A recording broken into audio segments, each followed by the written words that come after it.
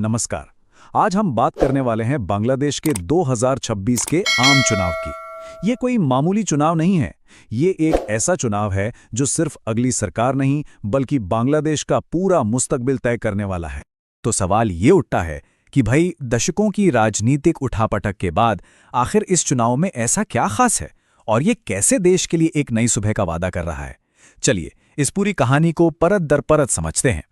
इस पूरी तस्वीर को समझने के लिए हम इसे 5 हिस्सों में देखेंगे। सबसे पहले बात करेंगे बांग्लादेश के इस नए दौर की, फिर जानेंगे कि अब मैदान में कौन कौन से बड़े खिलाड़ी हैं। इसके बाद हम समझेंगे युवा वोटरों की ताकत को, गौर करेंगे चुनाव के बड़े मुद्दों पर और आखिर में देखेंगे कि क्यों पूरी दुनिया की निगाहें इस चुनाव पर टिकी हुई हैं।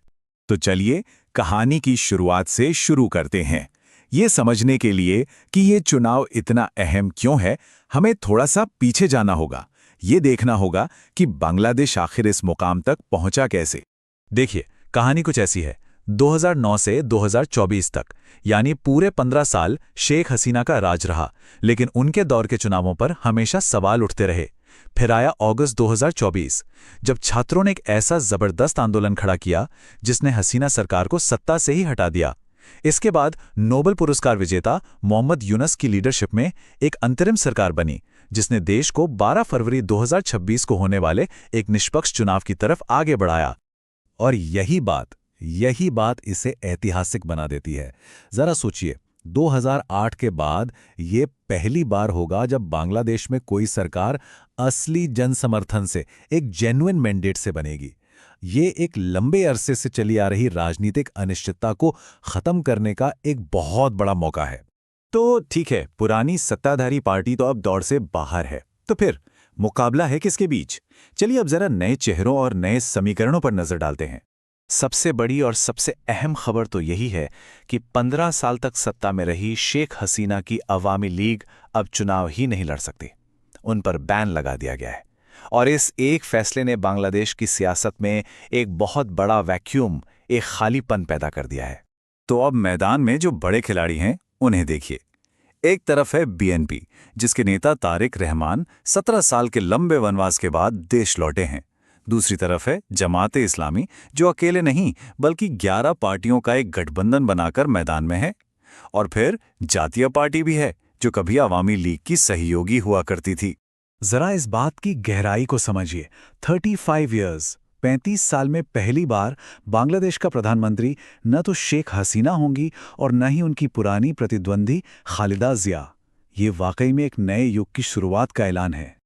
अब आते हैं इस चुनाव के सबसे बड़े एक्स फैक्टर पर, एक ऐसी ताकत जो नतीजों को पूरी तरह से पलट सकती है, और वो है देश का युवा वोटर यानी जेन ज़ी। ये आंकड़ा आपको चौंका देगा। बांग्लादेश के कुल 12.8 करोड़ वोटरों में से लगभग 45% यानी करीब करीब आधे 33 साल से कम उम्र के हैं। ये एक पूरी की पूरी पीढ़ी है जो बदलाव चाहती है, और इस चुनाव का भविष्य असल में इसी पीढ़ी के हाथों में है। और इसीलिए एक्सपर्ट्स इस चुनाव को जेन ज़ी इंस्पायर्ड इलेक्शन कह रहे हैं। ये वही युवा हैं जिन्होंने 2024 के आंदोलन को जमीन पर लीड किया और अब सोशल मीडिया पर राजनीतिक बहस की दिशा तय कर रहे हैं। और ये लड़ाई अब जमीन पर कम, मोबाइल स्क्रीन पर ज्यादा लड़ी जा रही है। बांग्लादेश में 6.5 करोड़ लोग फेसबुक पर, 5.5 करोड़ टिकटॉक पर और 5 करोड़ यूट्यूब पर एक्टिव हैं। पार्टियों के लिए युवा वोटरों तक पहुंचने का यही नया चुनावी मैदान है। लेकिन जैसा हर सिक्के का दूसरा पहलू होता है, इस डिजिटल दुनिया का भी एक स्याह पक्ष है।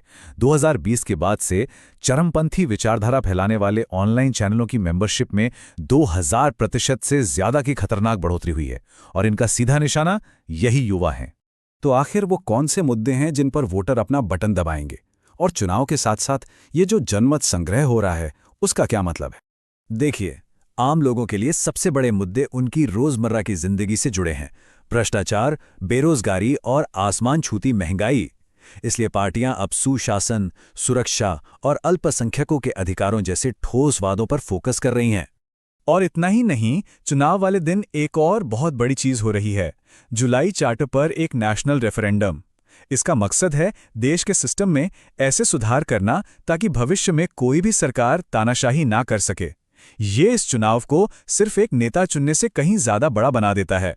बांग्लादेश का ये चुनाव सिर्फ एक घरेलू मामला नहीं है। दुनिया की बड़ी बड़ी ताकतें भी इस पर बहुत करीब से नजर रखे हुए हैं। आइए समझते हैं क्यों। सबसे पहले भारत की बात करें। भारत के लिए ये मामला सीधे सीधे सुरक्षा और क्षेत्रीय संतुलन का है। एक स्थिर और दोस्ताना बांग्लादेश भारत की बॉर्डर सिक्योरिटी और नॉर्थ ईस्ट में शांति के लिए बहुत जरूरी है। साथ ही दिल्ली यहां चीन के बढ़ते असर को भी बैलेंस करना चाहती है।